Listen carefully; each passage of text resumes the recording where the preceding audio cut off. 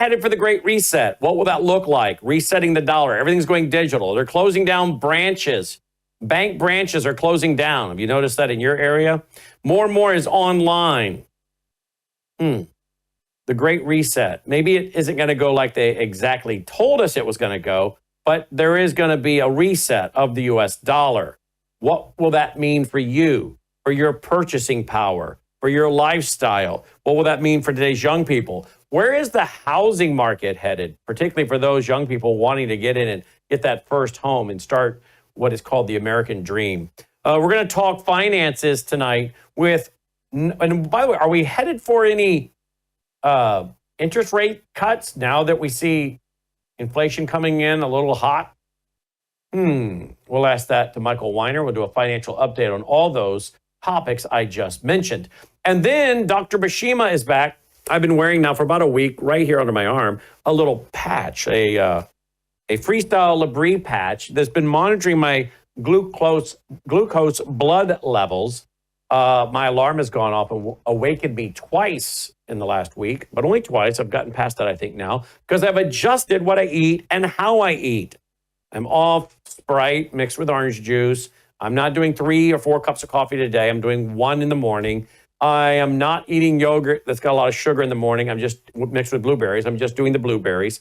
I am not eating potato chips, even though they were avocado potato chips, the more healthy ones. I've cut that out. I'm trying to cut out things that make my blood sugar spike up and down. Why does that matter? Longevity, oxidization, stress, the breakdown of muscles, so much that, well, and I don't want to become a type 2 diabetic. Now, do you? Now, these are very important things. And a lot of people don't know really what we're talking about and how to monitor this, or have never monitored this themselves. I never had until I got that patch on about a week ago now. Well, the good doctor is going to look at my chart. We're going to show you some of my charts that come off my phone that are synced to this device. So at any given moment, I can tell you what my glucose level is. So we're going to talk about these things tonight because so many people are being diagnosed with type 2 diabetes. Many people do end up with inflammation. They have belly fat, men and women. A lot of these things can be regulated and decreased or eliminated if you start having good eating diets. But like I just learned, I didn't really think drinking Welch's grape juice was a problem. It's grape juice. That's supposed to be healthy, right? I don't do Coca-Colas, some orange juice mixed with some Sprite. That sounds like a healthier alternative to Coke, right? Well, there's a lot of things I was doing, unbeknownst to me, till I got my glucose monitor that was causing my blood to go all over the place. And what that could mean long-term is a shortened life and a less quality of life, but you could be pre-diabetic. You could be moving toward type 2 diabetes. So these are things that we have to learn. I'm learning. I'm the guinea pig for a lot of you guys now watching. Some of you know this already. But believe it or not, these segments on health are quite popular here. Our health channel, where we roll a lot of these interviews to a 24/7 health channel, the numbers over there are really high. People are really liking our health channel. So we're going to visit with Dr. Bashima. My first visit with her since having my blood monitor on for a week to get it. And I've been sending her screenshots, and I'll show you some screenshots. And we'll talk about what should I do when I get awakened at night with my alarm going off on my phone because my blood sugar's just dropped. How low is too low? How high is too high? And again, how do we just keep it level? Let's see where her blood sugar is at tonight as well. That's what we got tonight. Okay. Now remember, we're brought to you by you. WorldviewTube.com/sponsors. WorldviewTube.com/sponsors. I want to hit on this one real quick. Our National Fall Conference, 22nd Annual National Fall Conference. We, by the way, announced today that we're actually going to be filming a lot of this as part of a documentary. We're calling it 250. 250. Because we're about to have the 250th anniversary of America in 2026. So we're going to take a lot of the clips from these keynote presentations. Plus, while some speakers are speaking, we'll have some of the other speakers backstage being interviewed by myself. And then some of those interviews will be cut up into a documentary I'm producing called 250. Can America survive the existential threats? And they're everywhere, from, well, the Great Reset, going to digital dollars, digital money, technocracy, transhumanism, China, psychological war, China buying up our farmland, China funding chaos and division in America, the health crisis that Americans have, the drastic cost of healthcare due to our bad diets, and so much. That's being, having toxins pumped into everything. And then we have the Islamic war. That's the green side of the red-green axis, the red, the Marxist, the green, the Islamist. And the Islamists seem to be taking over the country. Texas. They've already taken over Minnesota and Michigan. They're on their way to taking Texas. There's a lot of things to be concerned about. Then there's lawfare. There's a runaway judiciary in many regards that Trump is trying to get under control. Globalism, we're still fighting that. Our educational system, what kids are taught, Trump's trying to get that under control. We're facing so many existential threats. Can America survive too many more years? Have we destroyed the foundations? The Bible says if the foundations are destroyed, what can the righteous do? So we're going to take the keynotes and then the backstage interviews while speakers are speaking. I will be interviewing some of them to add in later to a documentary called 250. Can America survive the existential threats? Now, if you'd like to be a part of the live studio audience, be there for it Friday night and Saturday. Meet the speakers, visit with the speakers. You need to get your tickets. It's in beautiful Collierville, Tennessee. We've got all the hotel information right there for you. We have the speakers' bios. There's the theater. It's a beautiful theater. We have the schedule now posted for Friday night, Saturday, and then all the restaurants we recommend that you go to during the break for lunch and dinner on Saturday. Now, the Thursday night banquet with Hadia Miramandi as the keynote speaker, that's optional, but you'll find that too at worldviewstore.com, worldviewstore.com. Now, if you cannot make it in person, which you're only going to get about 50% of the value because there's just something about being there with us in person. If you can't make it, you can live stream it, but only if you're a Vault member with a 1-year membership.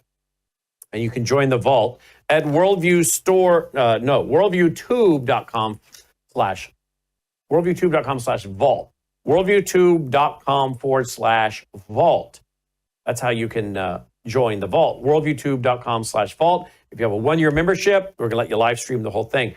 But you should come here and be in person. It's great. You'll love it. Very centrally located. Collierville, Tennessee, centrally located to a lot of the country. Easy to get in and out of. Small airport, too. Very modern and medium-sized airport. But a lot of you can drive in. It's a beautiful drive from all parts of the country. So there you go. worldviewtube.com/vault if you want to join the Vault and live stream it, or worldviewstore.com. Now, I got to take my Bella Grace. I take this each and every day, as you know. Loaded with high-end collagen. Look at that thick hair. Do a close-up of that, Logan. Now, was my hair that thick back in 2023, Logan? No, it was not. So much thicker because I'm getting collagen. I'm getting high-end collagen with the peptides cut short so my body actually digests it. Whereas most people, they're taking cheap collagen and their body's not digesting it. Peptides are too long and they're just passing it. Whereas this, I'm absorbing 95%. Collagen, cat's claw, that's an anti-inflammatory, frees up your joints and your muscles. And then it's got something called astaxanthin, loaded with antioxidants to take on the free radicals. MelissaHouseBG.com. There are about 80 clinical trials behind this. It's not a joke. It's the real deal. I haven't taken a Pepcid since December of 2023. Then I switched with this. I already switched with it today. Probably do it again. This is loaded with glutathione to detox my cells because, there are toxins everywhere, folks. It's kind of hard to avoid it even when we try because they've loaded up our environment with toxins.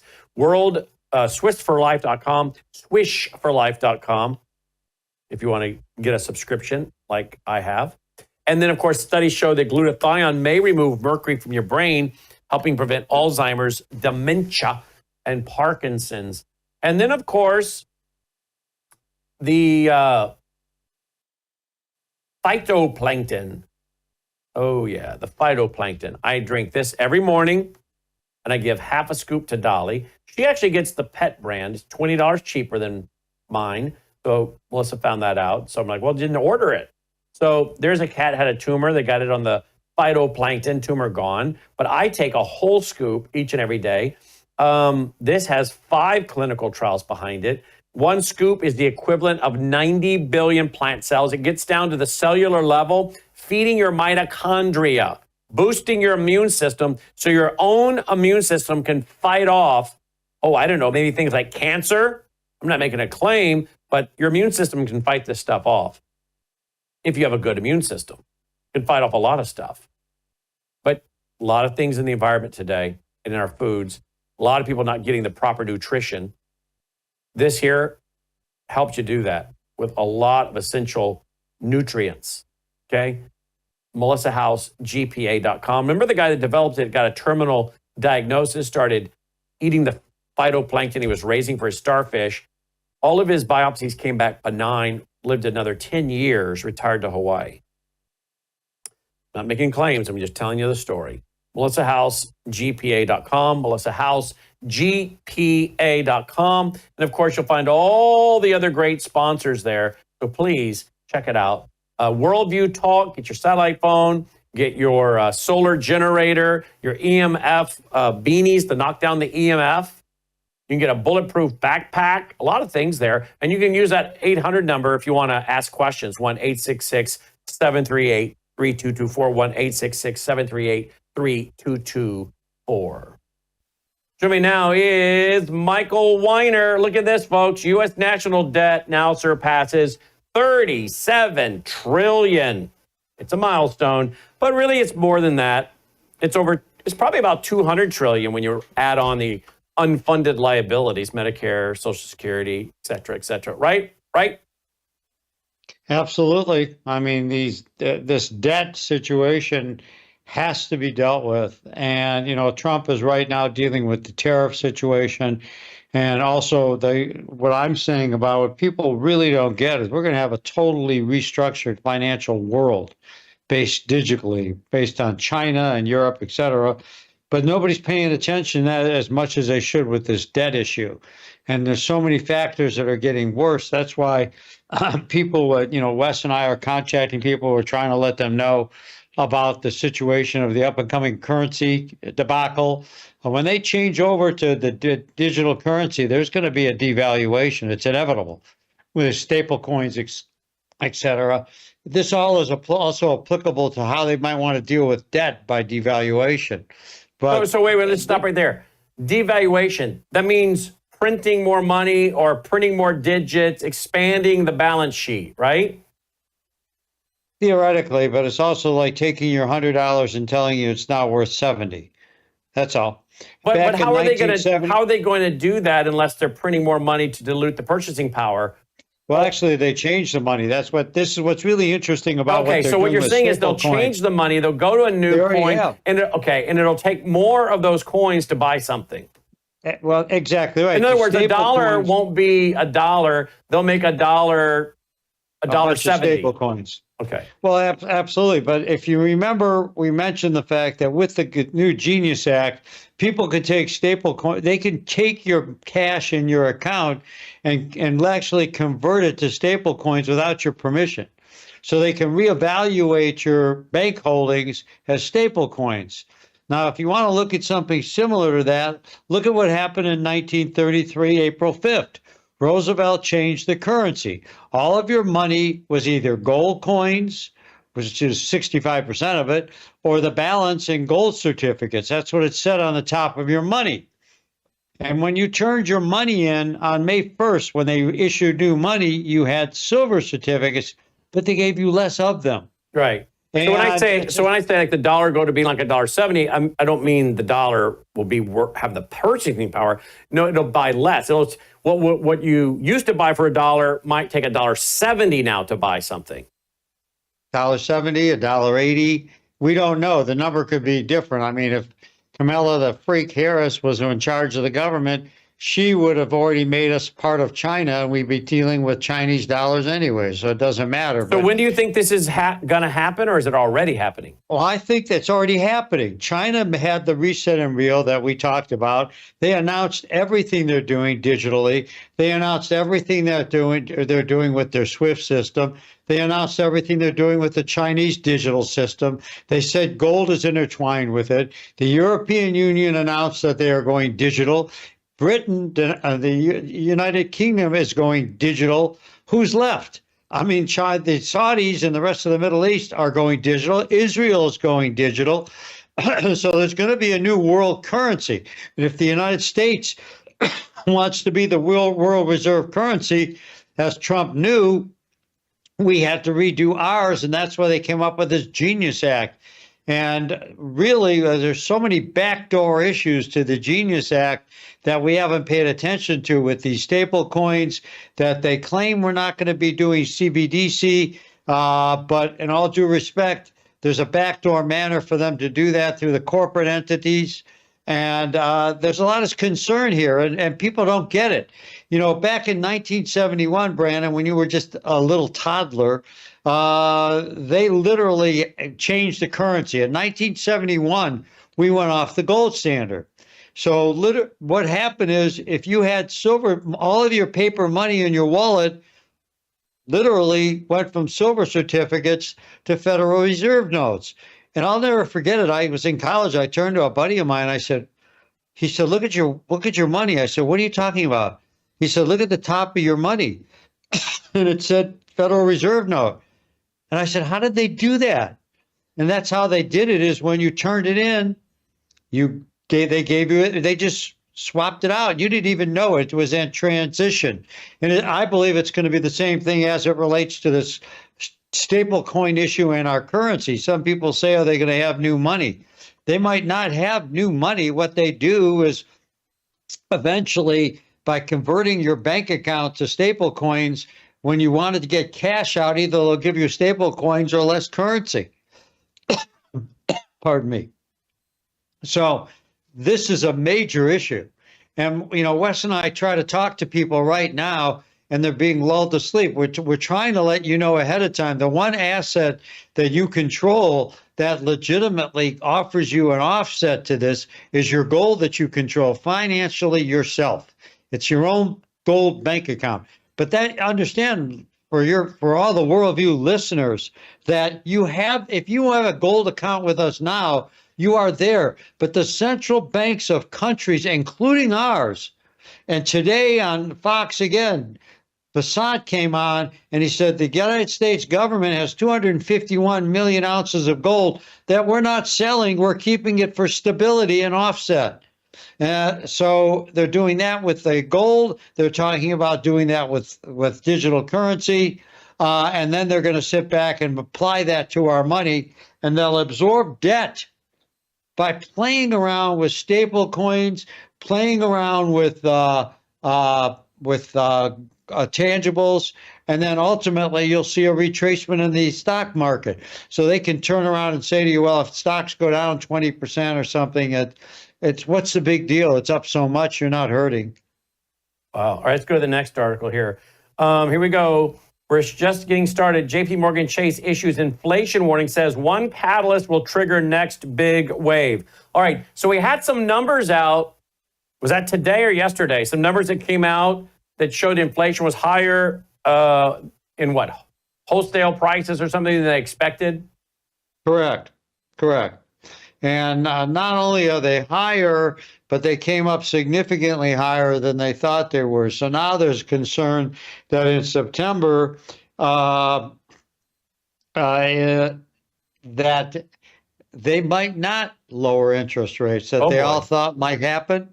And there's again, the biggest thing going on, I've got, President Trump is fighting a battle. He walked into a big bowl of minutia, but literally, what we're looking at here right now is the only way out of this is to restructure our currencies and devalue, because we're in debt up to 37 trillion. Okay, so what is that going to do to hard assets? People who own, houses, rental property, gold, silver, land. What's that going to do with gold and silver? We're in a real interesting world. Gold and silver is going to go up like crazy. Gold, and look at what happened in 33. Gold doubled overnight. Look what happened during 2008. That was when they reset it in 33 and gold doubled. And we're having a reset now. Gold doubled. That's why. And by the way, didn't they tell us they were going to do they called it the Great Reset? That's exactly right. Absolutely. But they said by 2030, you'll own nothing and be happy. Now, is that still on track, or has that now been blown up since President Trump is in power? It's blown up because Trump is around. It's going to be a great reset, but it's going to be in a different manner. But look at the price. We're looking at something quite interesting. Normally, when housing prices, when interest rates go down and it becomes more practical to buy a house, housing values go up. Well, housing values are already up. They're way up. They're ridiculous. And that's why the housing market is so bad. You've got a housing market that needs a retracement of dramatic proportions. Here in Arizona, it's terrible. I mean, the price of housing is ridiculous, and I blame it on the homeowners too. If you own a house and you bought it for $250,000, 20 years ago, and now you're trying to sell it for 1.5 million or 1.2 million, that's insanity. I mean, what's the matter with selling it for a realistic number? And I blame it. And my friend who is the founder of Rocket Mortgage, I grew up with him, Danny Gilbert, understand the fact it's the appraisers. They've literally, the whole industry has shot themselves in the foot. That's what's leading all these communists right now. They're running around talking about giving people housing and giving them everything, because the price of a medium range home is over 400 and some thousand, and the ability to buy that home, which used to be 70,000 4 or 5 years ago, is now 125 to 130,000 in income. People can't afford it. So it's scary. Yeah, absolutely, it's scary. So what do you think is going to be happening in the housing market, if you had to guess? It's a mess. It's a hot mess. Houses are going to go up, and houses are going to drop. Houses have to go down. If I was a homeowner buyer, and I've said it to clients who call me up and tell me things, and I tell them the same thing, I'm a bottom fish. If I go to buy a piece of property, I look at what the homeowner paid for it and what it's worth today. And I don't really care what the appraiser says or anything else. I'm not paying it. I just refuse. People have to just say no. That's all. And then some of these people, I have got people out here in Arizona who's had to drop their prices hundreds of thousands of dollars, that come up with ridiculous numbers. So until this marketplace corrects itself, and it's insane, they're not going to get it. Look at even in New York City, where you think based on the communists coming into power there, that piece of garbage, the reality is the housing market there is booming. Values are booming, but those people are going to be moving out in droves if they elect Mondami, okay, which is an affront to the entire people who died in the World Trade Center if they elect that guy. Mm-hmm, that's a shame, literally a total shame. People don't realize that 3,000 fellow Americans died at the World Trade Center, and who killed them? A bunch of heretic Muslim communists, okay? Who do they want to elect as mayor? A heretic Muslim communist. People, it's unbelievable. It overwhelms me. I had friends that died there. 6 of my friends died at the World Trade Center, and they're putting a bum like that in charge of the city. That's unbelievable. I agree with you. So U.S. budget soars in first 10 months of 2025 fiscal year, according to the Congressional Budget Office. The amount of $109 billion more than the deficit reported during the same period last fiscal year. Revenues increased by $263 billion, or 6%, and outlays rose by $372 billion. Okay, So spending, are you telling me the spending has not gotten any better under President Trump, who's working with Congress? Is that what you're saying? Not yet. I mean, that's why some of these congressmen were going crazy, and that's why, Rand Paul was going Thomas crazy. Massey, Some of these people were. Trump is very much focused on this tariff situation, and very much focused right now. You've got Passant saying that the 300 billion number that he thought we'd take in is more like going to be maybe 500 billion, and he has to reassess it. But what's really scary is they're really not. They got Doge together, and Doge was doing their job, but they haven't done. They're just doing little pinpricks. They haven't done something major, and now you've got these crazy lunatic judges who just wants to refund the U.S. aid. That group is just a bunch. U.S. aid almost $1 trillion. Why do we want to give money for condoms in Uganda? I mean, it's insanity. Yeah, it is. All right, here's the next one. U.S. retail clothing stores lost $300,000.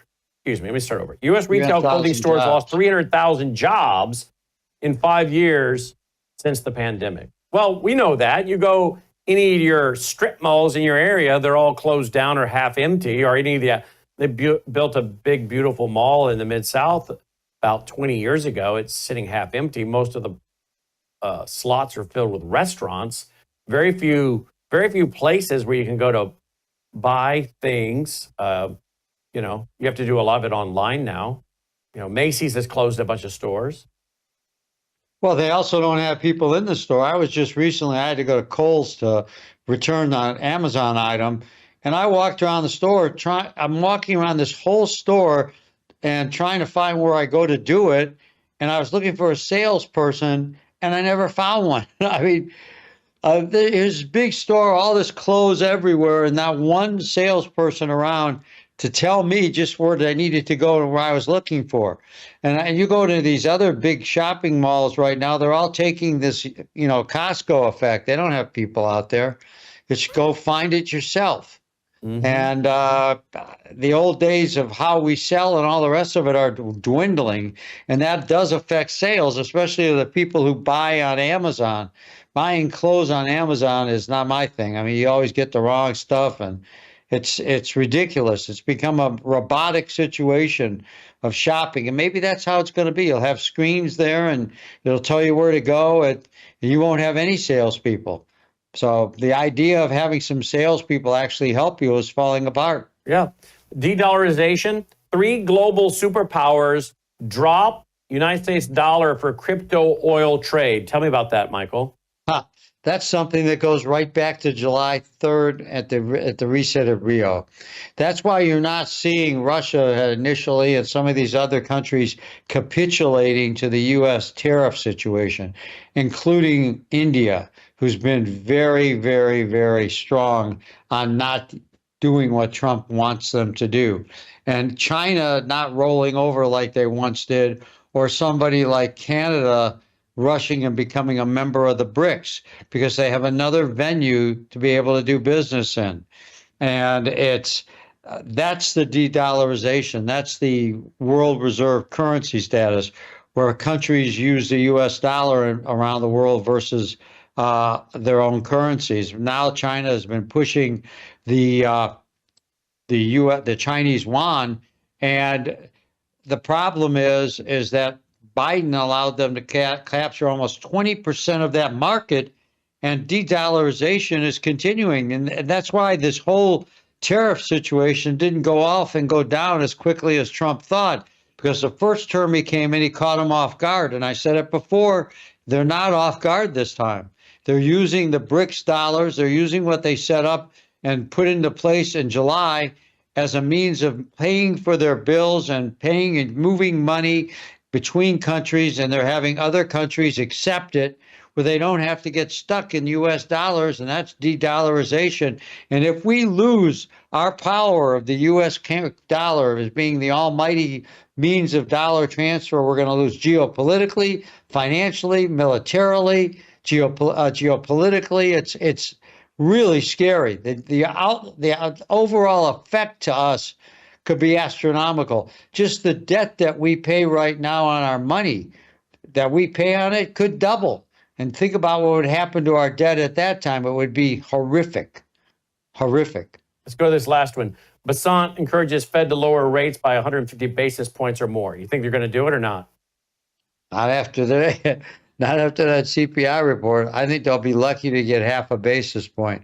Where I used to think it was like 80% they're going to do it, and maybe even more than 25%, maybe 50. I think if they do it at all, it's going to be 25%. I don't think now after this, it's going to be our good buddy Jerome Powell, when they wake him up from his nappy. Maybe he took naps with Joe together. They got together and they took little naps in the afternoon. But I don't think they're going to do half a basis point right now, unless some really good numbers come out. We could be looking at just a quarter of a point basis point drop, and we need more than that, especially for the housing market, because the housing market is a precursor of everything that's going on. And if I was a buyer, this is a buyer's market, not a seller's market. If you're looking for a house, beat them up. Yeah. Literally. Yeah. Look who came in to say hello to you. You're always asking about her. Here she is. Oh, Dolly. Dolly. What's up, girl? What's up? Dolly's going to be at the event. We need her there. Thundering. It's thundering. She doesn't like the thunder. You don't like... Ooh, you hear that thunder? Come here. I hear it too. Can you guys hear that? All of the issues that we're looking at right now comes to one big phenomenon. It's a new global financial system. It is coming. I'm telling you, as we're sitting here, it's coming to you.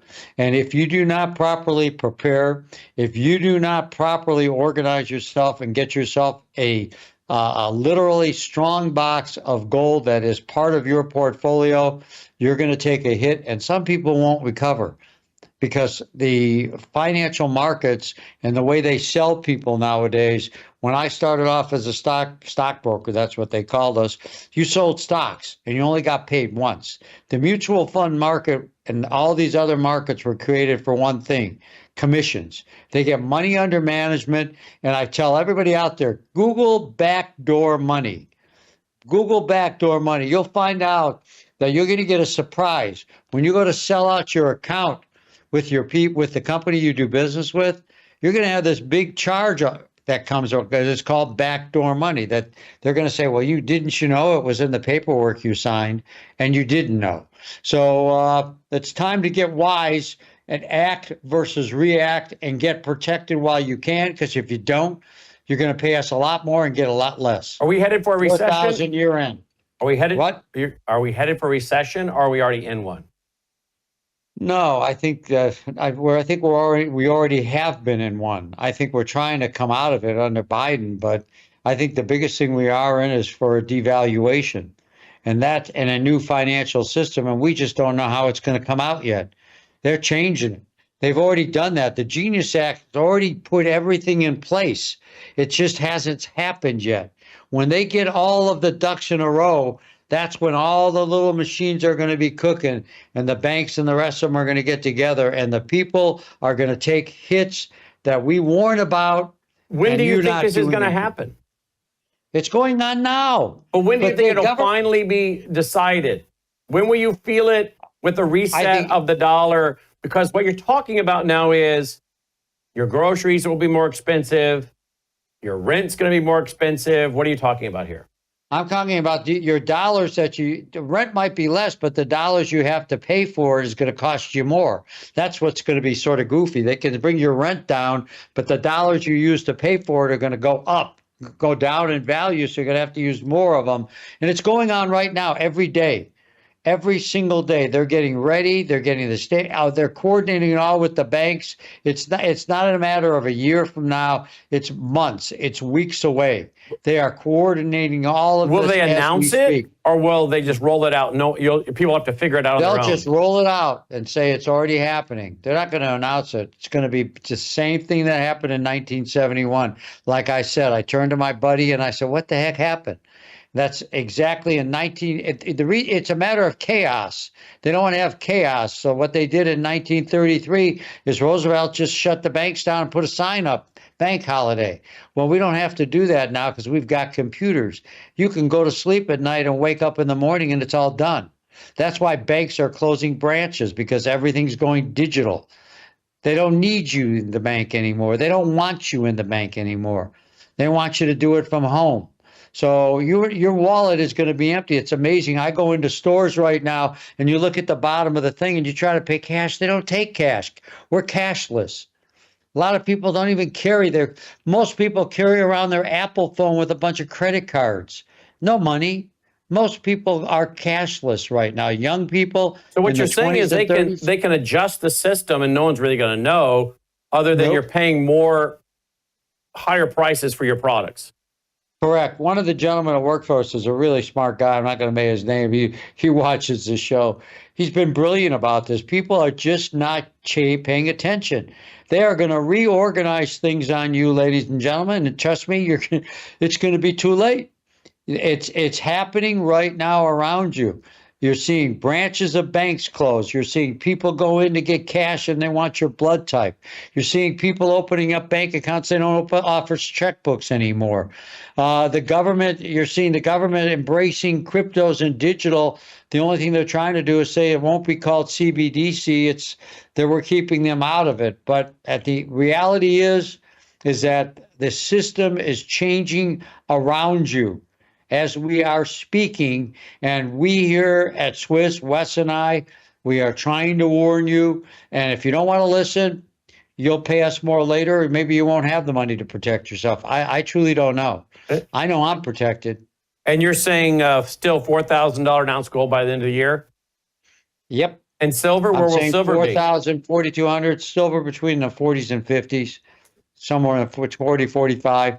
All right, guys, worldviewgold.com. If you want more information, get a free, no obligation packet. Find out how to put gold into your IRA. Take custody of gold, 1933 and older. That's known as numismatic, which means the government doesn't even know you bought it. It's because they don't have to report it to the government that you bought it. And a lot of people like that because it gives privacy, as Dolly's hiding under my desk tonight due to the thunderstorm outside. Worldviewgold.com. I've never seen her do this. Worldviewgold.com. She never lays under the desk like that. She's not laying. She's sitting there. She's sitting under there, Mike. She's very, very attentive. She's there because I actually sent her a telepathic message, really. So well, she's sitting under the desk. She's not even laying down. She's sitting because she's very alert. Very alert. I'm bringing you a special treat when I come. Oh, when you come here in October, huh? Yeah, correct. When I'm there, I'm definitely bringing her a special treat. She'll look forward to that. I'll tell her. Michael's bringing you a treat, Dolly. Worldviewgold.com. Worldviewgold.com. Thank you, Michael. Take care. Have a good evening. Thank you. We'll be right back after this.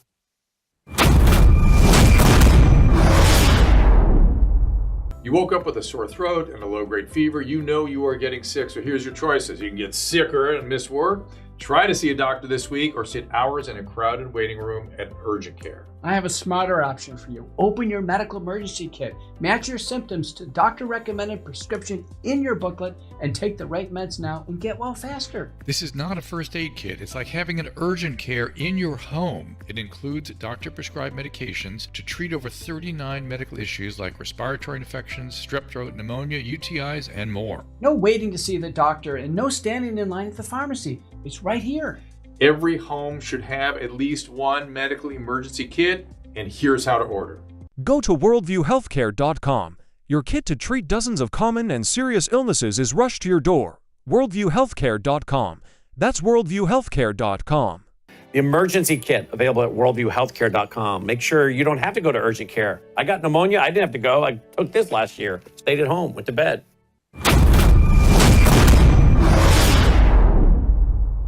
All right, join me now is Dr. Bashima. The moment is here, folks. I have my glucose monitor on right there, okay? We showed you a lot. Did you see me getting it done, doctor? Did you see the video? Oh, you got yours. I got mine. Did you see the video? Yeah, I see that. Did you see the video? You are twins. I did not see your video, no. Show me your video. Do you have the video, Logan? Oh, he'll have to grab it. So he'll grab it.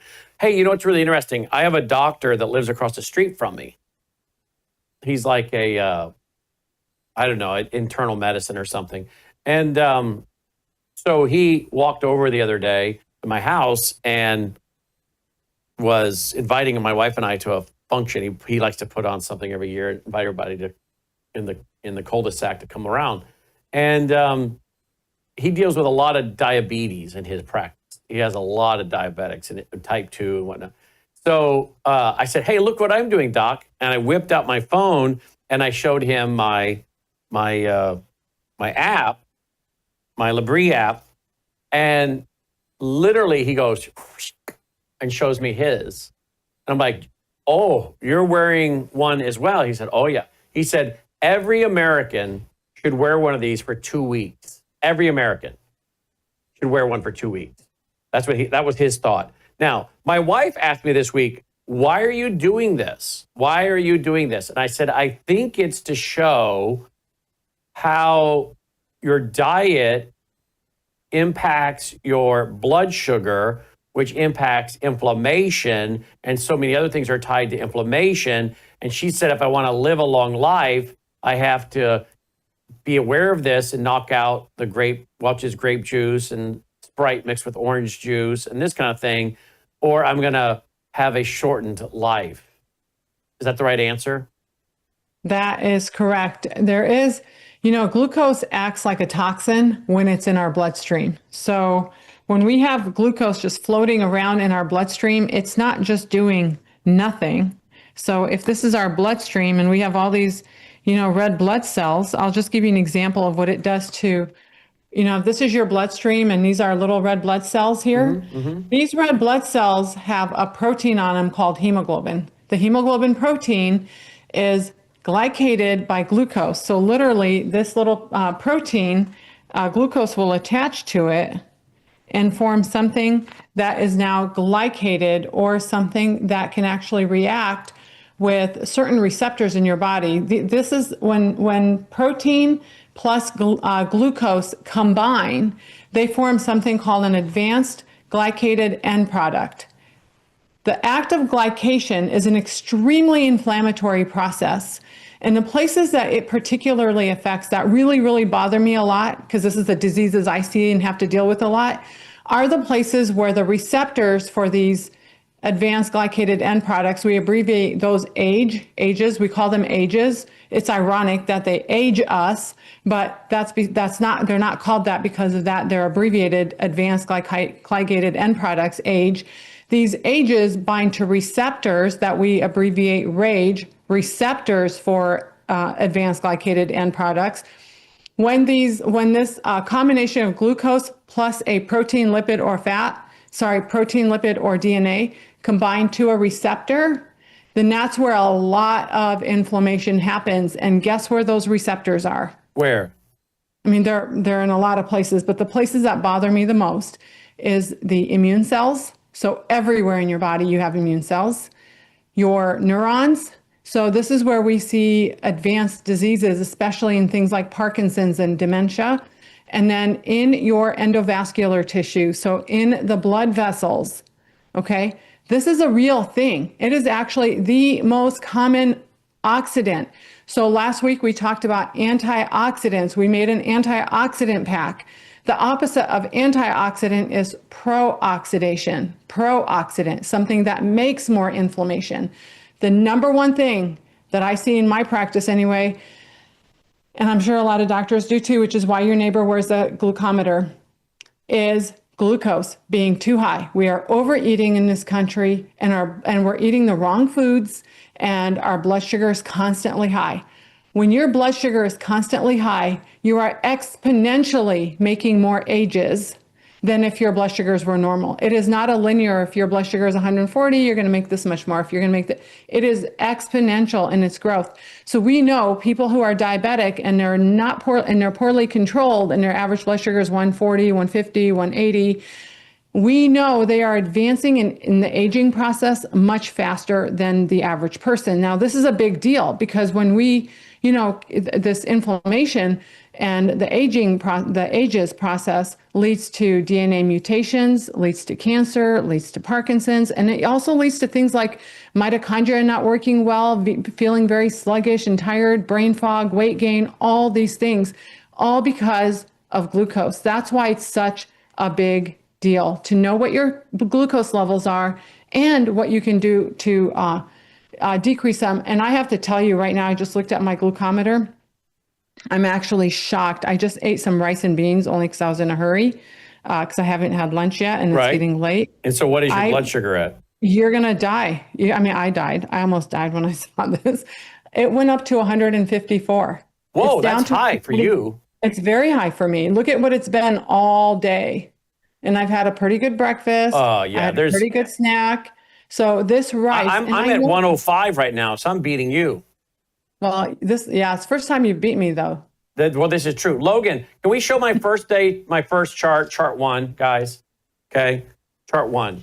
No, yeah, okay. So that's my average since we started on, when did we start, Logan? Almost a week ago. Yeah. So that's my average, which is 114. Yeah. Now, I will tell you this, Doc. My alarm went off Saturday evening, my alarm went off. I was sitting in the chair waiting on my wife to get ready. And all of a sudden, I got really, really sleepy sitting in my chair. And my cell phone was in the next room. All of a sudden, I hear this alarm going off, which I'd never heard before. I'm like, what is that? And I got up, went into the other room to find out what it was my cell phone. And it was going off because my blood sugar was dropping like a rock. And I was at 69 was where the monitor was at to tell me. Now, is that why I was getting sleepy? That's multiple answers for that one question. It could be one reason why you're getting sleepy, but shortly thereafter and or during that time, as your blood sugar is declining a lot, you have to ask yourself, why is my blood sugar declining a lot? Because think about it, when people fast for days, their blood sugars are not bottoming out, so, and there's reasons for that, but you should be able to go several hours without your blood sugar bottoming out, with the exception of if you have too much insulin. So really the real reason why you bottom out and also the real reason why you feel tired is usually 2 hours before that you had a bigger meal and your blood sugar was probably higher, like high. And so when you have a high blood sugar, what that does is it makes a lot of insulin.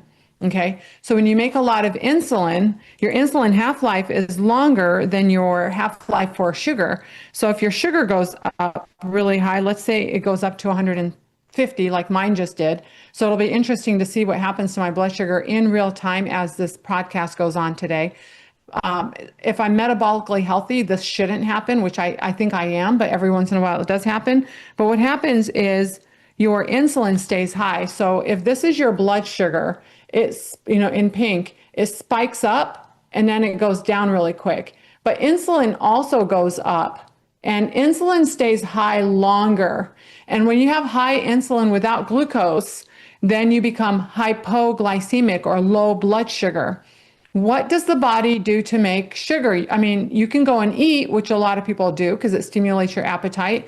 But the other thing you do is your cortisol is released, and that is the fight or flight. Hypoglycemia is one of the most common causes of reoccurring daily fight or flight response from your nervous system, causing your body to increase cortisol so that your body releases stored glucose and breaks down muscle to make glucose. And it also will, it'll increase your blood sugar so that you're not passing out. So to answer that question, I would have to know your history. And more than likely, if I had to guess, I would guess that 2 hours before that you had a heavy meal, or at least one that had a lot of carbs in it. That's very interesting because I think we were just sitting there waiting to go to dinner, so I probably had not had anything. Yeah, so look at your monitor on Friday, and because you can look at your daily monitor on Friday and see what your blood sugar was 2 hours before that. That would be the most important thing. It might have been something you drank. It might have been, well, I'm going to drink some grape juice just to tie me over until, Okay, now I will tell you this, Logan, can you bring up the one that's going toward the red from Friday night, late Friday night dinner? Melissa's birthday dinner, late Friday night. There we go. Yeah. So Yeah. we get to the restaurant. I hadn't had anything to eat in multiple hours. And I said to the waiter, I want orange juice mixed with Sprite. Thank you. And I downed 2 of those, waiting for dinner. And all of a sudden, spiky wikey. And then my blood sugar starts doing that. And then I got through the meal. I got chicken. I was texting with you during that time. I got chicken. I got some chicken and rice, and my blood sugar started dropping. The monitor started dropping as I consumed that chicken, right?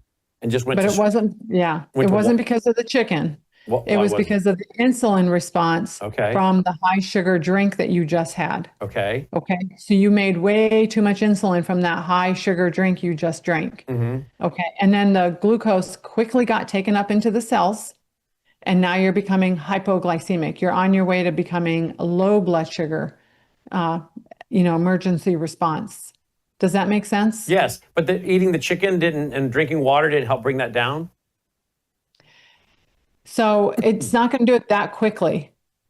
What drinking water and eating chicken will do is it'll help stabilize everything. It does not help the insulin receptors work better.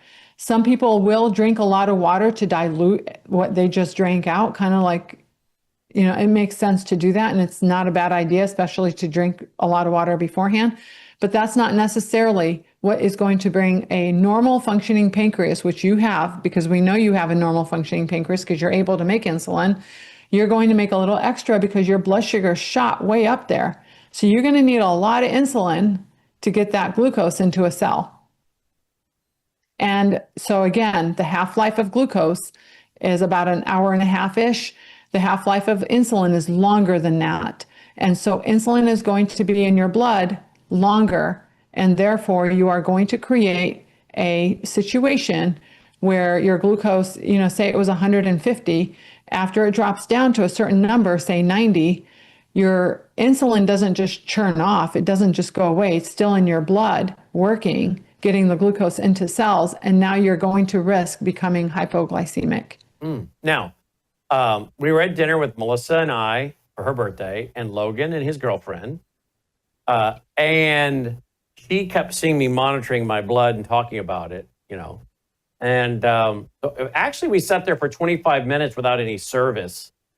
The waiter, who we know and have known for years, the kids grew up with him.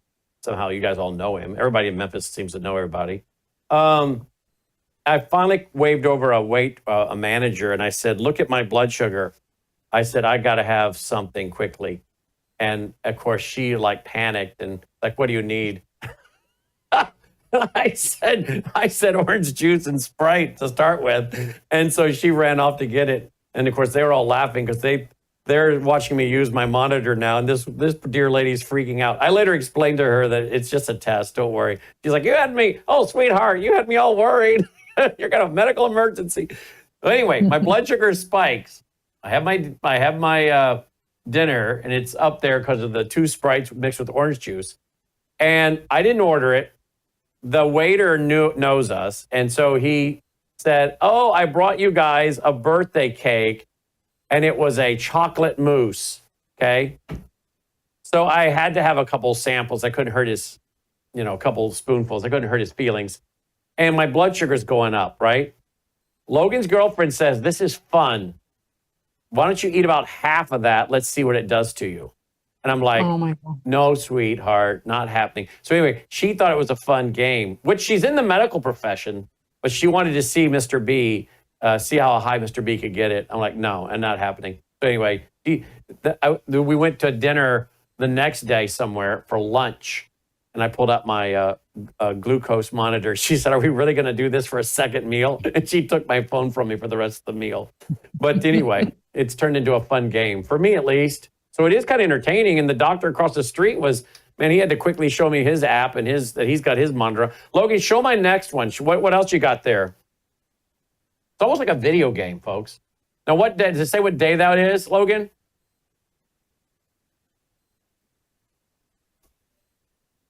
Saturday?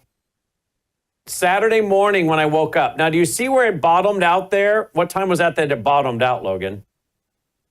6 a.m. I don't know if that was the morning or not, but twice my alarm has gone off and woke me up. And one time at 3-something in the morning one night, and that may have been right there where it woke me up. But it's only done it twice.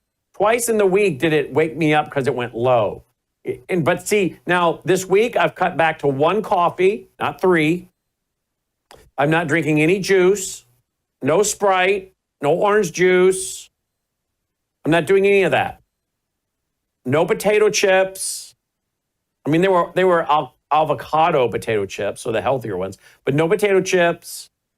I've actually cut out the yogurt because the yogurt's got sugar, I'm sure. And I've just gone to raw blueberries. Is this why my sugar is not waking me up in the middle of the night with the alarm going off, not bothering me out?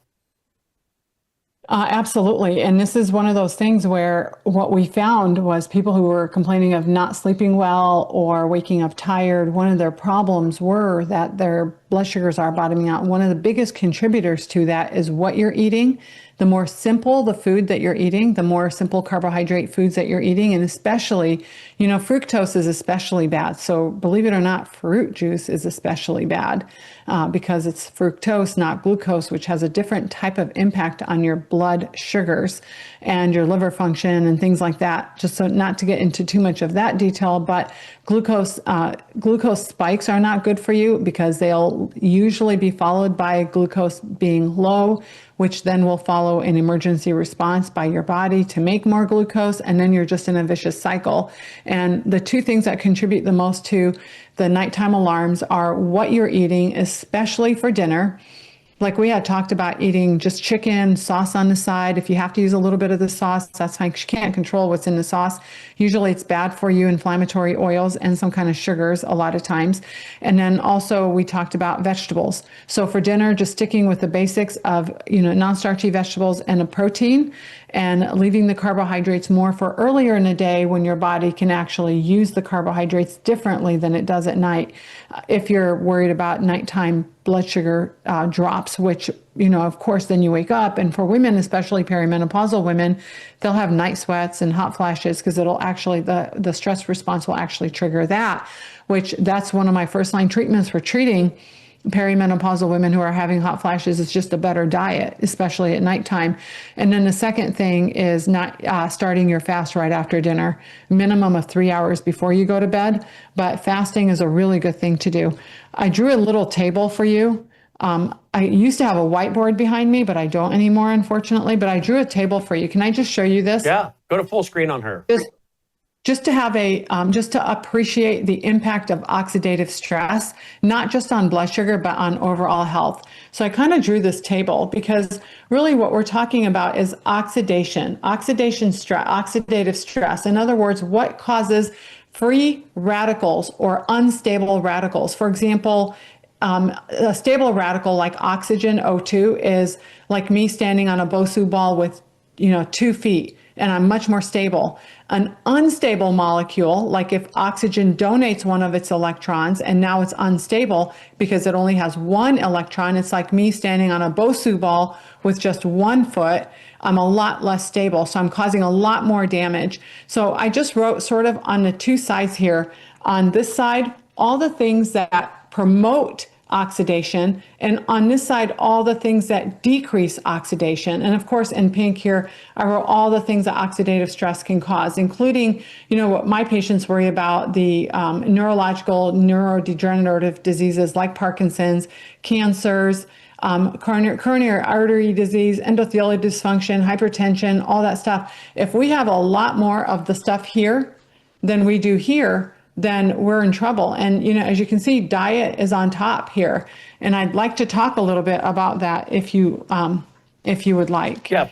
First, let me say the first night it woke me up at 3:17, I think it was, a.m. Yeah. And it's crashing. I'm thinking, oh, okay. So my response was to go and eat an apple. Wrong, I found out from Dr. Bashima.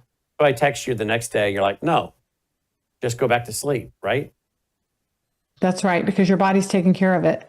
For all these years, you've probably been bottoming out, and you bottom out a lot more on the days that you eat more sugar, and you'll bottom out at night. You probably wake up, toss and churn, sort of not feel good at 3 o'clock in the morning, but then it passes, and then your body takes care of itself. Otherwise, you would have been dead. That goes back to that hormone hierarchy.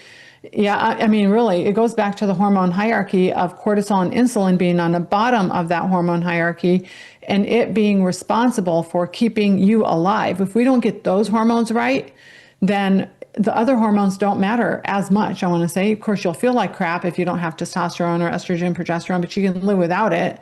But you can't live Thomas, you without know what it's like not to have testosterone, don't you, buddy? What's it like? Just talking to one of the guys in the control room.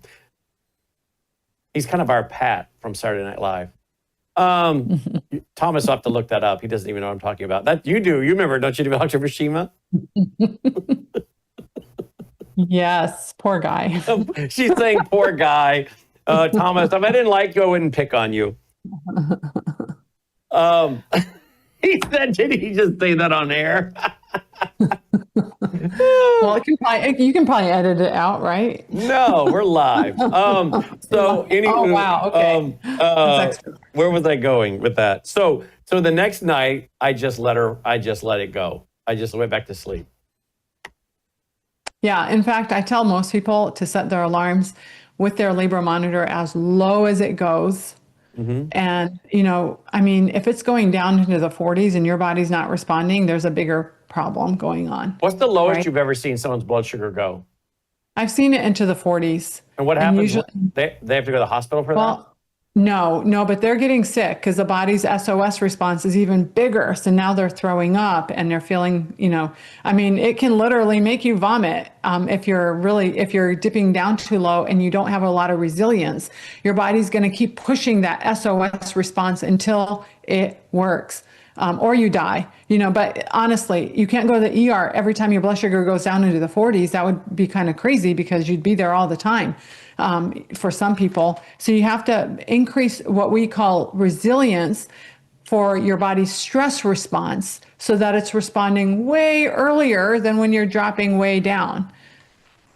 And that's the breathing techniques, that's the sleep, that's the moderate amount of exercise.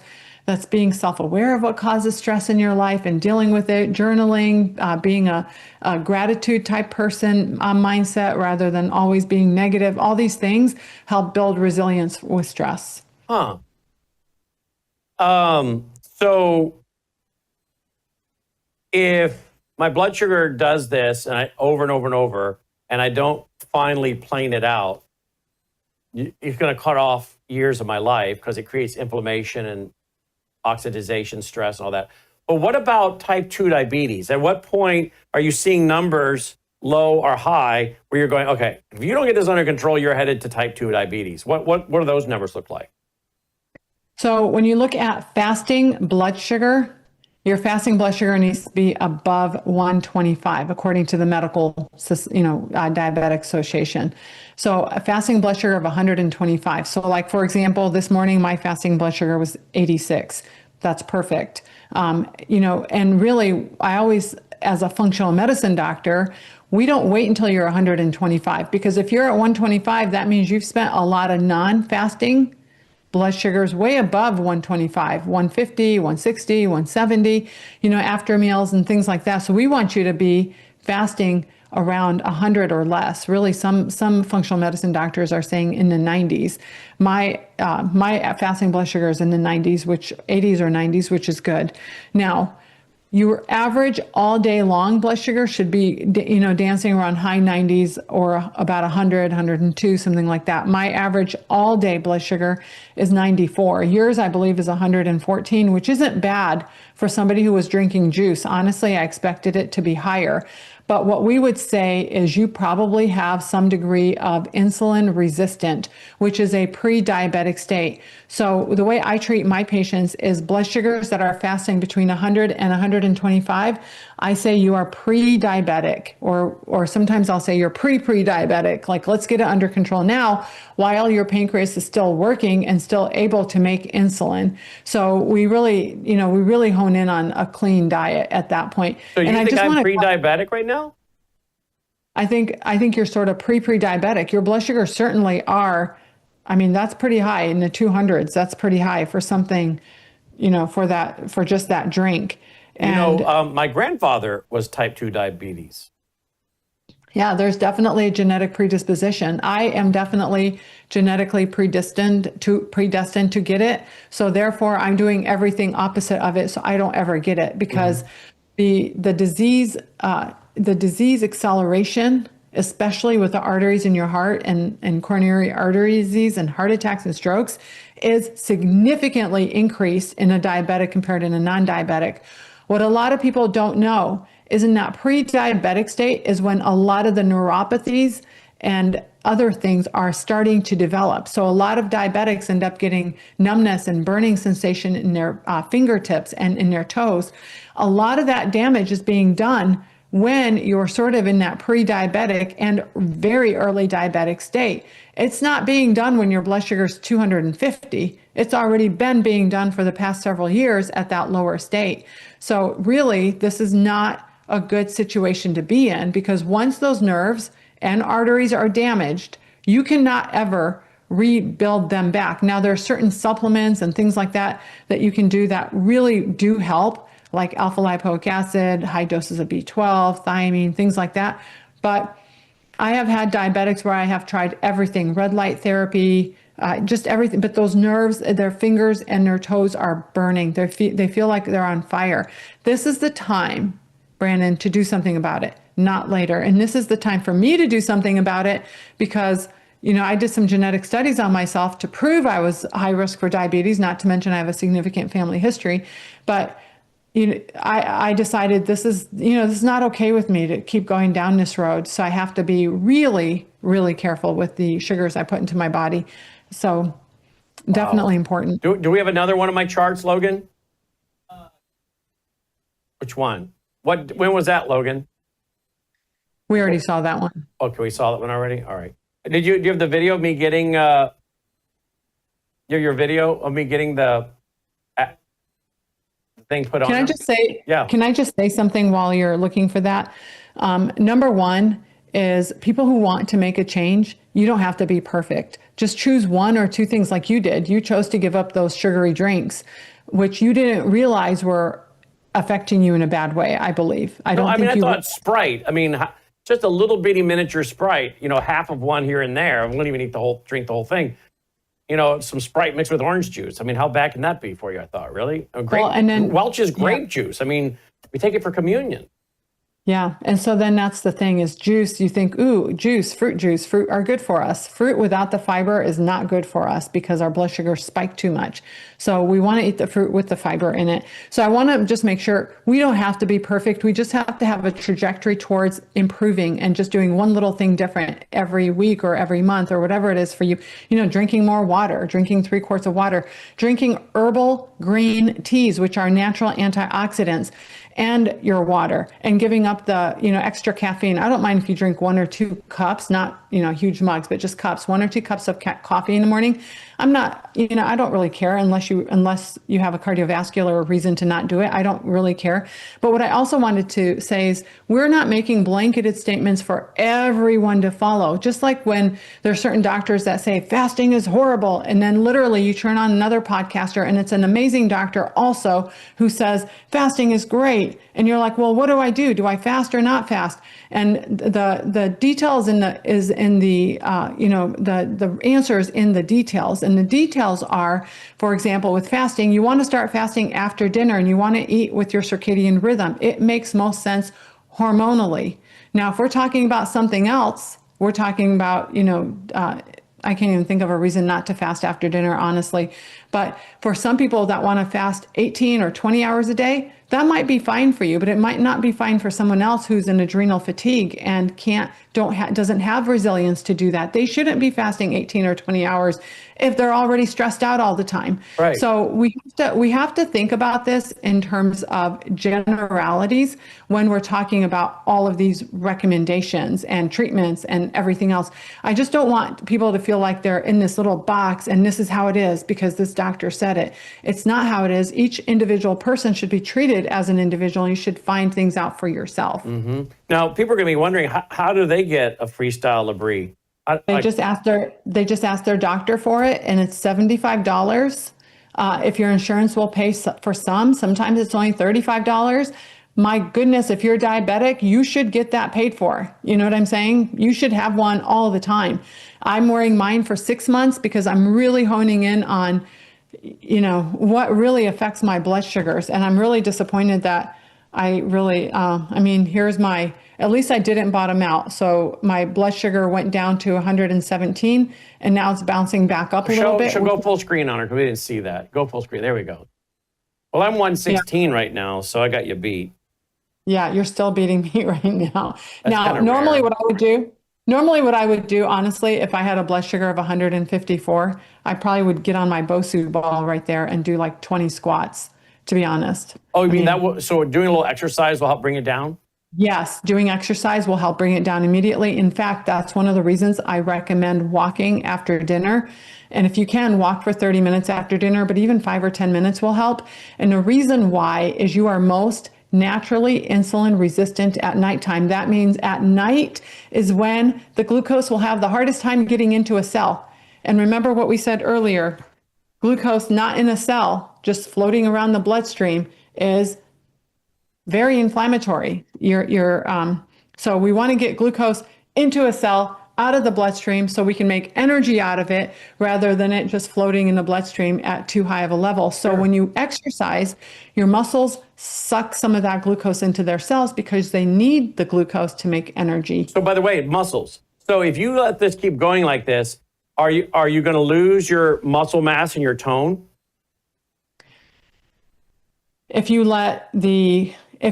have a crappy diet, of course you're going to lose your muscle tone because you're not eating enough protein. But I thought you said at some point in a previous interview. Oh, in a stressful, yes, cortisol definitely makes gaining muscle hard. If you're chronically stressed and you're chronically having to break down muscle, then absolutely you will become efficient at making fat, and you will become really good at breaking down muscle. So your body starts breaking down the muscles to make the glucose. Yes, it breaks down muscle and it turns it into something called amino acids that get delivered to the liver that make glucose at 3 o'clock in the morning if your blood sugars are bottoming out. And then what about say guys, 50-something-year-old like got me that doesn't want a belly? Does this impact that too? 100%. It impacts belly fat, which is why so many women, especially, and men as they get older, when we start going through menopause and menopause. Well, I don't go through that. Okay, the menopause, my wife says I go through that, but I don't know. Yeah, menopause, yeah. So what happens is we start to have, because of some hormonal shifts and changes and insulin receptor sensitivity changes, we start to redistribute fat to our belly. Mm-hmm. Okay. It's a lot of work. If you see a 60-year-old woman with a flat belly, that's a lot of work or really good genes. Mm-hmm. Mm-hmm. Your wife has, I think, both. Yeah, she does. Probably a lot of work and good genes. Yeah. She has her father's genes, which is thin. Aww. She's thin. Mm-hmm. And her dad's personality, very laid back. Let's go to the video of Logan putting the AI in my body. Here we go. There you go. Is it on? Yeah.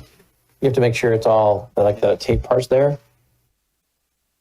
All right, now we have to download the app. Yeah, there you go. It's not so AI. Easy. There's no AI in my body just before I start getting a bunch of text. No, there's no AI. Just kidding. Yeah, there's no AI. But it is, that does worry me though, because you are connected to your cell phone. It does transmit data to your cell phone. So that is the only reason I won't have it on for longer than 6 months. For 6 months, I think it's worth the time. Yeah, but who do I really care if I just broadcast it to the world? So. No, it's just the EMF exposure. Oh, the EMF exposure. Okay. Yeah, and you're being, connected to your cell phone over and over and over again. Yeah, just like the watch, just like the Apple Watch I don't wear, or the Yeah, I ear don't wear the things. Apple I Watch don't wear, either. I don't wear any of that stuff. I used to wear the ear things thinking it was better than having the phone to my ear, which it is, by the way. But now I just put the speaker on I and do talk. speakerphone. Yeah. It irritates the dickens out of people, I'm sure, around me. I love it when people are using that, because I'm like, yes, that's how you should be talking on the phone with the speaker. Yeah, Good job. Way to go. When I'm in the restaurant, I'm discussing Well, Hamas and Islam, and I probably wouldn't do that yeah, probably not. in a restaurant. I'd yeah, probably exactly. put your phone away. Yeah, the Muslim guy next door is getting upset. Yeah. Anyway, is there anything else we have to cover before we go? Just that. I mean, we can talk about this next time, but I want to talk about antioxidants. Mm-hmm. I want to talk about what you can do. I mean, this can be an hour lecture, and I can turn it down into a 2-minute lecture. But I want to talk about some of the most important antioxidant things. You know how we have this scale here that's really heavy naturally, with all the oxidants, the pollution, the chemicals, heavy metals, chronic infections with yeast, mold, Lyme, whatever it is that's overburdening our oxidative system. I want to sort of just talk about, I like to end on a good note. I want to talk about some things that you can actually do.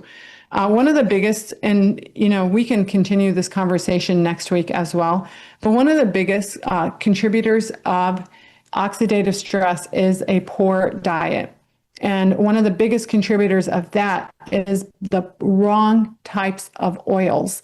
And the wrong types of oils are multiple fold. One are, for example, the vegetable oils that are chemically processed or overheated to retrieve the oil. Now you have something called a rancid oil, which starts out inflammatory. So it's going to create more oxidative stress for your body to actually be able to handle it.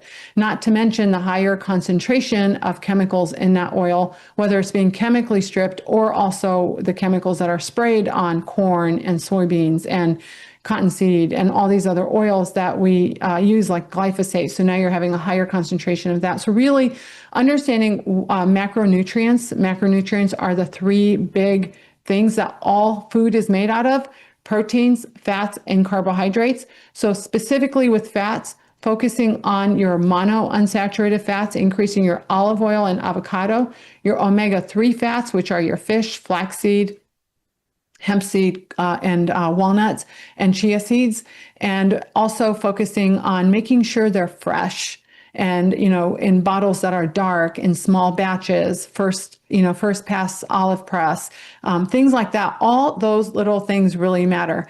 I generally don't cook on a stovetop with my oils because heat disrupts the chemical bonds in oil. So now you're turning an oil from being healthy to being potentially unhealthy if the oil gets too hot. It's too hot because it starts, quote, burning. And a lot of us will still eat it because we're, cooking our steak on a stove and we're burning the oil. You can definitely use higher temperature oils, but like, for example, a higher temperature avocado oil, but unfortunately it's a processed oil versus a natural olive oil. So, which increases its burning potential. So there's all sorts of little things. Just eating food in their most natural form is best. With carbohydrates, making sure you're getting every color of the rainbow every day. I always talk to my patients about eating the rainbow. So all the purples, the reds, the greens, they have something. Vegetables are very important because they have something in addition to them being carbohydrates, which are the sugars, which are healthy sugars that won't raise your blood sugar too high and have that huge amount of fiber that that is really good for your gut microbiome and motility of stool and things like that. But they have a high concentration of what I call the MVPs in your food, the minerals, vitamins, and phytonutrients that are essential. And, I don't know if you know what antioxidants do in your body. Do you know what antioxidants do in your body, Brannon? No, I just know they're not good. Sorry, antioxidants. I know that makes me think about it. I know the antioxidants are good to take on the free radicals, right? But the antioxidants are good to take on the free radicals. They do a lot more than myself. I had that wrong at first. Yes. So antioxidants, one of the, like say you have, let me just give you kind of a visual of what antioxidants are doing in real life. Say you have an apple and you cut it in half, okay? And one half of the apple, you just let it sit there by itself and it will turn brown. That browning is oxidation. That's aging of the apple. Now, let's say we have another apple over here and we sprinkle it with lemon. You know that trick, right? To make No. apples not brown? No. I bet Melissa. What would make you think I would know that? You know? Guarantee you Melissa knows that. So if you I'm sure she does. If you put lemon on it, Can I sprinkle onion or lemon on the side of my 20, what is it? 20, what year is my Malibu boat, Logan? 2001? 2001 Malibu boat. It's in mint condition on the inside. Mint condition on the inside. Looks brand new. But it gets oxidization on the side. And I have to have somebody has to do something since it's every not a couple of living. years. But I put a Since lemon it's on. not a living Put thing. some lemon on there. to stop I don't that. know. You should research that. I know. About every 5 years, I have to have somebody come out and they take off the oxidization and it pops. It's got it's red, pops, you know. But Someone saw it not too long ago. I didn't get to use it last year. Too busy. And somebody saw it though and said, wow, that's a beautiful boat. That's gotta be fairly new. I said, no, 2001. I take care of my Oh stuff. my goodness. Yeah, That's like 23 years old, 24 years I take old. care, yeah. Wow. I take care of my boat. Wow, Tender that's care, awesome. just like I take care of my wife, Logan. You can tell a lot by a man, by the way, he takes care of his boat and his wife. But anyway, I digress. Keep going. So lemon on apple to keep it from browning. And what is it really doing? It's keeping it from oxidizing. And why is that? Because lemon has a lot of polyphenols in it that are antioxidant. So yes, if I'm standing on a Bosu ball with one leg, I'm very unstable, I'm wiggly. If I have two legs on, Wait a minute. Can you I'm do much that more on one stable. leg? Can you do that on one leg? Oh yeah, I do it all the time. I'm actually pretty stable on a Bosu ball because Wait a minute, guys. Do you hear what she can do? Yeah, see? Do you see my Logan. Bosu ball down there? No, should go down farther. Right there? Oh my word, Logan, she can stand on that with one leg. Oh, I can do more than that. I can stand on it with one leg and do squats. So, I mean, with weights. I mean, listen, I'm Aren't you serious afraid you're about going to fall and have a concussion?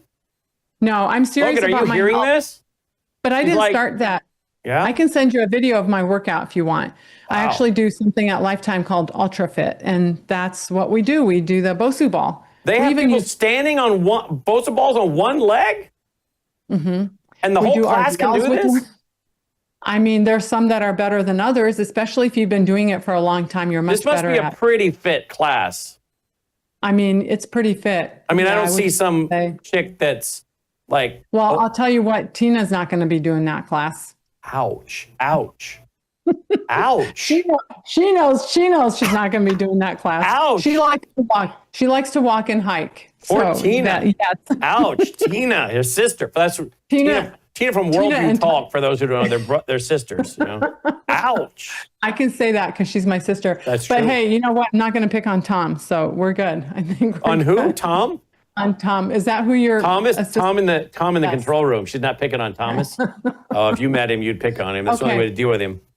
So one of the things antioxidants do is they stabilize molecule. You're right. They are natural electron donors. The other thing they do is they can affect your genes. They can affect your DNA by increasing something called NRF2. NRF2 is what makes all the anti-inflammatory things which stabilize. Not only that, but it can actually kick into high gear your body's defense mechanism, including turning on the master defense mechanism antioxidant, which is of course the glutathione. It actually churns up the volume on that. So using antioxidants. That's my glutathione naturally- I take every day right there. Yeah, that's right. And so making your own also 24/7 whenever you need it, very important. And that's why antioxidants are so important. But not only that, they also churn down the pro-inflammation pathways. Again, genetically, they are affecting you genetically. Foods that you're eating and putting into your body that are rich in antioxidants are doing that. They're churning down the inflammation. In fact, one of the supplements we had to put in our antioxidant pack is broccoli and sulforaphane. And that is one of the most potent molecules that does that, churning down the inflammation and churning, up the anti-inflammation. We also put turmeric in there, which also does that. Turmeric also does another thing, which is really helps make the mitochondria work better, which is your powerhouse, your energy maker. So your diet is so vital. And I think we should probably, this is a lot of information. I think maybe next time we really pick up on maybe this graph and go through everything that people can do to really help decrease oxidation. It's not just, if you don't have diet right, I don't want you taking the supplements, to be honest. If you can't get diet right, there's not enough supplements that you can do to counterbalance offset, the bad effects of diet on this side. So if you're eating out all the time and you eat foods that are fried in really, really bad oil, very rarely do I find a restaurant that is actually using olive oil and avocado oil in their food. And when they do, they advertise the heck out of it because it's more expensive to do that. And for me, being gluten-free, I'm not doing all the, the fried stuff because I'm gluten-free. So I can't do like fried chicken anymore. Which, one of my favorite meals is a good old extra crispy Kentucky Fried Chicken with mashed potatoes and gravy. Man. But I'm not doing it. I'm going gluten-free because if I'm not gluten-free, then I get all puffy and I got a puffy face and then I'm on TV puffy and I don't want to be puffy on television. And so then you got Logan, who he scratches like a little girl when he gets a hold of some gluten. He gets a little gluten and he's scratching like a little monkey over there.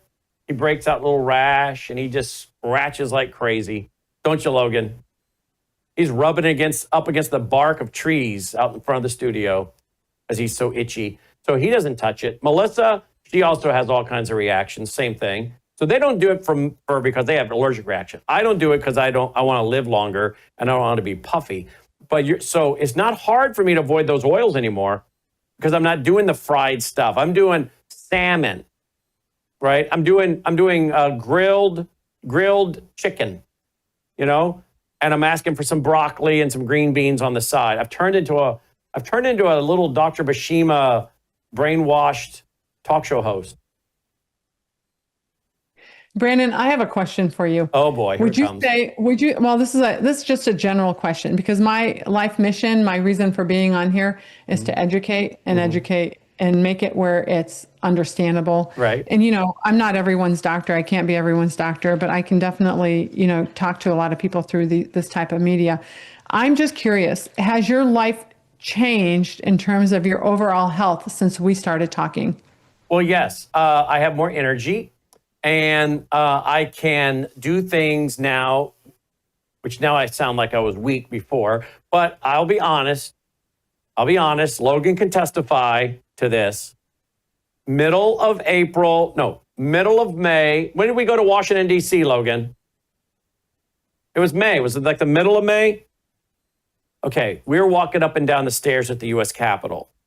There's a lot of stairs at the U.S. Capitol, and I'm talking also inside. And I was having to stop halfway up the stairs to catch my breath. Are you laughing at that, Logan? And I just happened to stop halfway up the stairs to catch my breath. Now, I don't take elevators. I haven't ridden an elevator since 1988. I hate elevators. And for people mock me, neither does the great Richard Foster, or David Foster. Richard Foster, bad. No, David Foster, the piano man, the hit maker, David Foster, who orchestrated so many of the classic soundtracks of our life, Whitney Houston, Chicago, that David Foster. He doesn't ride elevators either. So we both have our reasons. So I'm taking the stairs and Logan and Melissa are taking the elevators and they're watching me come up the steps and I'm stopping halfway to catch my breath. They're like, why are you stopped? I'm like, I'm out of breath. Thank you. Well, I am now able to move stuff up and down the stairs, and I was moving stuff up and down the stairs today, and I wasn't getting out of breath like I was before. And I was carrying stuff, whereas before it was just me going up and down the stairs. And I'm not talking like 6 stairs. I'm talking U.S. Capitol, these stairs are wind on up. But I'm able to now do more strenuous exercises without being winded. I'm also developing. My wife noticed. She said I was working in the yard. You're toning back up again. Your muscles are toning back up again. So I sleep better. I'm not as winded when I do physical exercise. I'm toning up better, and I'm more regular. I'm more regular. Oh, that's that's awesome. That's really. I mean, that's you want to amazing. go? You want to go any further than that? No, that's really that's my goal. Is that And what I you hope expect? that- By the way. I do expect that. And I do expect people to start picking and choosing for themselves what's most important. For example, just drinking more water and making that a goal for a month and not doing everything all at one time. The supplements are there to help you when you need them, but doing one little thing at a time and being consistent with it. I think for you, probably giving up the gluten was probably one of the biggest things, which, unfortunately causes a lot of inflammation in a lot of people. And that's kind of a really big deal. I can guarantee your blood sugars probably would have been higher had you not been doing that. And hopefully now giving up juices will also, this is where I think you're going to start to notice the next big thing is that you're going to lose the dips in the afternoon, the fatigue in the afternoon. When your blood sugar starts staying more stable, you don't get that 2 or 3 o'clock afternoon, I got to take a nap feel, which sometimes people get very frequently and they don't realize it's a blood sugar Are you effect. kidding? Almost every afternoon at 3 o'clock, I felt that way. Prior So to all hopefully- this, I don't feel that way now. Yeah, it's amazing. I'm at 117 right now. Let me see what I am. You still have me beat. That rice really did a number on me. And I know that. I know rice doesn't agree with me, which is why I eat a lot of vegetables with it. I just didn't have time to make my whole big salad with my rice and beans today. So, yeah. Well, I think I beat you the rest of the day though, right? I beat you all day until I had my Hold on, lunch. you're like a flat line on an EKG. I am. No, I am. And this is the one time a flat line is good. So. Yeah. Well, you can see that mine started going down at about 6 a.m. It was headed down toward that 69 again, where the alarm would go off. Yeah. And then when I got up at 7:30, you can see I had my coffee and it spiked. And then it comes back down and levels out until I had, I don't know what I did. Around. Yeah. Are you sleeping better and getting up to go pee less? Yes. Okay. Yeah. There you go. There you go. It truly is a blood sugar thing. It was eye-opening for me too. As a doctor, it was eye-opening to me how much worse my blood sugars were when I ate late at night. And that was a big eye-opener for me. If people can do one thing, like let this be their one thing this month, is start fasting after dinner. Just do that. No, I don't eat after dinner because you told me not to. And my wife has been telling me for a couple of years, you can't be really eating, Brannon, after 7 o'clock. That's right. Yep. And with that, maybe we'll continue talking about. Well, let me just have you plug this real quick. Plug this before we go, will you? Yes. Yeah. This is our amazing antioxidant super pack. We call it super because it's got some pretty super ingredients in it, including each month's worth has like 10 pounds of broccoli in it, that much sulforaphane. And it's actually got a enzyme with these. I mean, these supplements are like these professional grade supplements. There's a reason behind it because the sulforaphane, for example, needs to be activated by a special enzyme, and that enzyme is mixed with the powder in that capsule. There's also an antioxidant pack, supplement pill there that has a whole bunch of different types of antioxidants that are found in different colored berries primarily. There's also curcumin or turmeric, which is extremely anti-inflammatory. It quenches free radicals and that pro-oxidative stress stuff. So definitely great for that. Plus, it really helps because it's such a great anti-inflammatory supplement. It also helps your mitochondria work better, so you're making more energy. And then, of course, NAC, N-acetylcysteine is the rate-limiting step that your body, the amino acid that your body needs to make glutathione. Glutathione is made out of 3 amino acids. The one it needs from us is the N-acetylcysteine. So putting it in a pack there, not only are we having potent antioxidant effects, we're also improving the immune system, which, by the way, we didn't even hardly talk about this today, but your immune system is one of the biggest causes of oxidative stress, which is why we focus on gut health and improving the gut-associated lymphoid tissue and all that, just to help calm that immune system down. Immune system works by creating oxidative stress. That's how the body, for example, kills a bacteria, is it actually makes peroxide and chloride to kill it. And now we're having to deal with the after effects of that. So really helping boost your immune system and support your immune system is a really good idea. So we put that together, that along with a really good diet, which we'll be releasing our course soon too on this platform, the course that I use for my patients. I think that combination is really life-giving, so really, really good. Well, we're getting better health, getting healthier, hopefully going to live longer. My and wife. Better. Well, and what?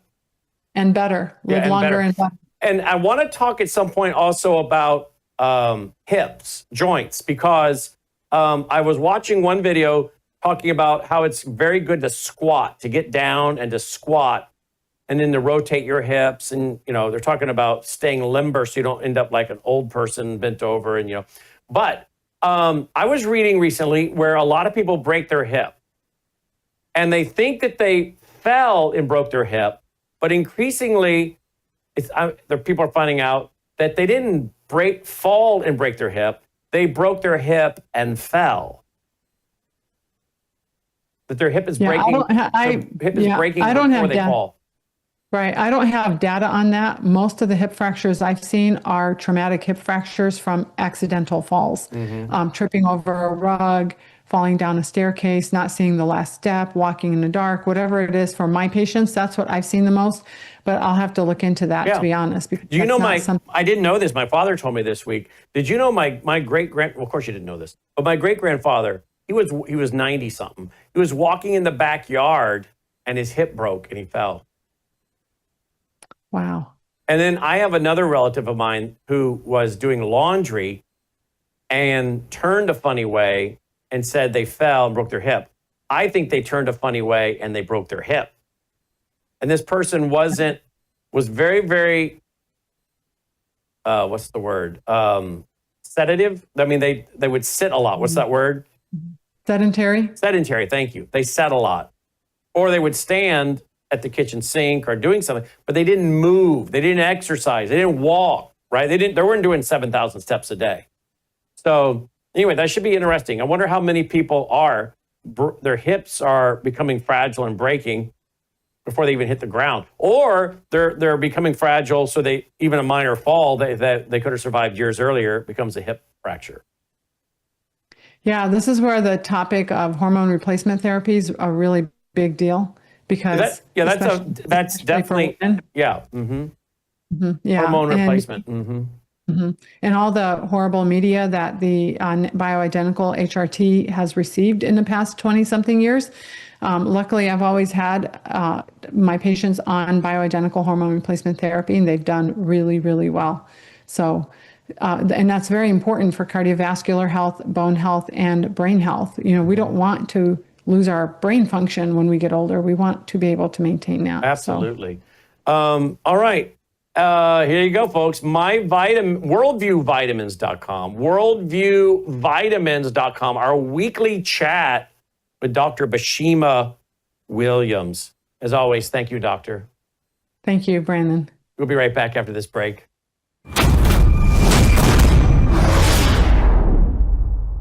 Hello, I'm Brannon Howse. Would you like to gain access to over 20 years of my radio shows, TV shows, my books? I've written 15 books, and most of those books are ebooks now. And we have conference DVDs, conferences where we filmed our conferences at the Ozarks, literally starting 20 years ago. It's all available in our archived vault. All you have to do is go to worldviewtube.com/vault, worldviewtube.com/vault, and for a reasonable monthly fee, you gain access to over 20 years of Christian worldview programming, news, information, books, documentaries, and a powerful search engine. And folks, it's a great way not only to educate yourself, equip yourself, but it's a big way that you can help fund our continuation as a broadcast network. Please check it out. worldviewtube.com/vault, worldviewtube.com/vault, and help us continue pushing out a Christian worldview.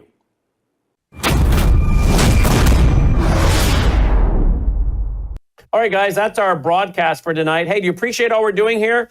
All the shows we push out at Worldview Tube, myself, Tamara Scott, Dr. Thorpe, Dr. Witcher, Andy Wood, Sharam Hadian, Annie Cyrus. Who else, Logan? Dr. Rob Lindstead, Aaron, our reporter on the ground in Israel. Who else we got, Logan? Patrick Wood and Logan. So many shows. If you appreciate all we're doing, folks, by the way, we don't charge those people to have shows here. Do you know that? They don't pay us to have shows. We give them the shows, and we give them the team to produce the shows. They don't pay for it. We do, so they can have a show. So if you appreciate all their shows, we're the ones producing it. We're the ones paying for the production and the bandwidth. So thank you for helping us keep all of our broadcasters on and going 24/7 with your contribution. WorldviewFoundation.com. You're still under the desk, aren't you, Dolly? WorldviewFoundation.com. WorldviewFoundation.com. There it is. Roll the music, boys. Let's call it a night. Here, get your pack of business cards. They're printed double-sided. I haven't played any gin this week. Always reminds me of gin when I do this. And get your pack. They're double-sided printed, and pass them out, a stack of 20. Pass them out to your family and friends and tell them about Worldview Tube. You can even give them to a waiter or waitress or somebody. Go get your oil change. Give it to the guy changing your oil. You run into people in the grocery store standing in line talking. You think they might enjoy a network like ours? Give them a card. They're free. WorldviewStore.com. WorldviewStore.com. Hey, thanks again for watching and for supporting and for praying. So next time, I'm Brannon Howse. May God save America. Take care.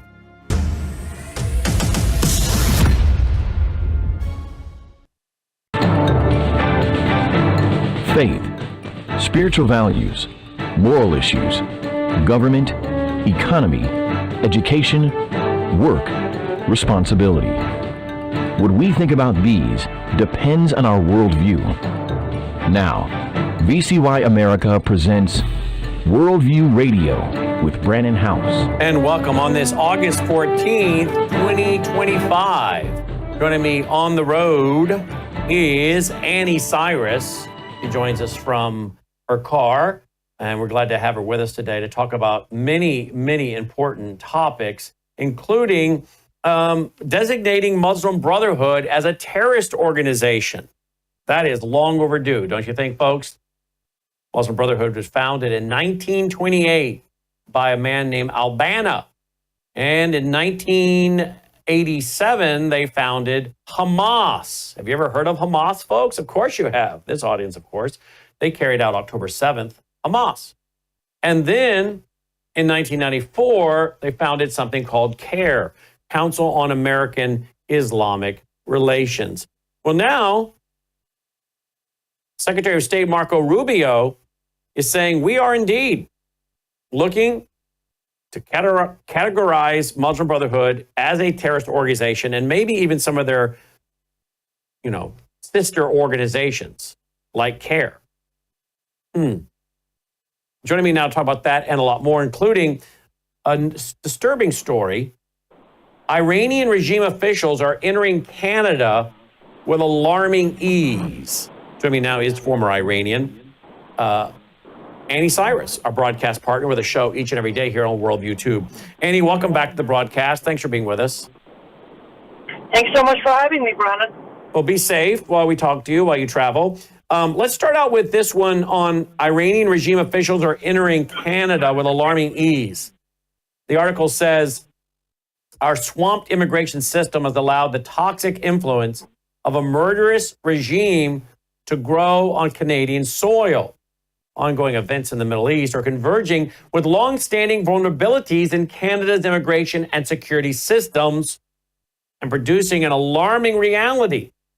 Individuals tied to Iran's oppressive regime are gaining safe haven and, in some cases, citizenship in this country. A recent CBC investigation revealed that a former senior Iranian official arrived in Canada in April and boasted about it on social media. This individual, Nasiri, N-A-S-I-R-I, played a key role in the Iranian policymaking council that disseminates propaganda that is delivered during Friday prayers in mosques across the country. His background also includes serving as managing director of one of the Ayatollah's primary state-run newspapers. Annie, I think it is in my documentary Sabotage, where I play a clip from an individual, a national security expert, who's warning that Canada will become like an aircraft carrier from which Islamic attacks are launched on America. That seems to be becoming a reality when you start thinking of IRGC, folks tied to the Ayatollah, tied to all these mosques. These guys are now getting in Canada, just north of us. What are your thoughts when you hear this as a former Iranian who's concerned about the growth of IRGC? Well, Brannon, this is not new to us Iranians. The Iranians, well, let's put it this way. The regime of Iran's family members have been using Canada for safe haven for almost over 10 years. They get free pass to come in. A lot of them own a lot of big businesses. I think I mentioned this another program of yours another time, where some of the major highways in Canada, the investment behind it is sons of Rafsanjani, who is the former president of Iran, who passed away now, but the sons are owning, they partially own highways in Canada. So Canada has been a safe haven for Iranian IRGC and regime members for a long time. However, what is becoming more scary is, even though in alarming numbers, another report, I put this one out, Brannon, about less than 3 weeks ago, an Iranian Canadian citizen was arrested right here in Michigan trying to smuggle almost worth $1.2 million worth of cocaine from U.S. to Canada. No, nothing happened. Literally, no news came after that. Where I'm going with this is it's becoming more concerning because our government is looking the other way when it comes to this information. Meaning they're not putting harsher requirements for Canadian citizens who have Iranian backgrounds when they try to come into America. They still just show up with their Canadian passport and get right through. And everybody knows immigration laws are way flaky. You can literally buy your citizenship in Canada. And I say this because I have seen Iranians who've done it. They literally bought their citizenship from Canada. And they just walk right, as soon as they have their Canadian passport, they walk right into America. I mean, we have enough sleeper cells to deal with in America as it is. Now, importing them from Canada is just another extra layer of security we're not even taking into consideration. So what do you think this says about the Canadian government when it comes to Iran and Islam, and what kind of threat do you think it poses to America? Well, the Canadian government for a long time has been an Islam appeaser, not just toward IRGC or Iran's regime. They have been pretty, they've been at least sympathizers of Hezbollah and Hamas, publicly and openly. So they have shown that they will pick the side of Islam over any other side when it comes to it. I know another good Iranian, she is in the parliament in Canada, and she fought tooth and nail during the Masa Amini uprising for deportation of some of the Canadian Iranians who had hands involved with all of that barbaric killing of people in Iran, and she couldn't win the case. She couldn't. She ended up being pushed by labels such as Islamophobia and racism and all of that. So Canada has always been a threat as far as growing Islamization. How much is that leaning over to America? Clearly, as I said, unless we make more strict laws at our border towards Canadian entry, they're just going to keep coming over from Canada easily with no problem. When you come in with your Canadian passport, even if you're just visiting, no other reason, you easily get 90 days visa through the border and come in. And here's where it's interesting, Brannon. I went to Canada in 2018 to attend a seminar that was exposing the back then motion M103, which was the anti-Islamophobia motion. Now it's the law in Canada.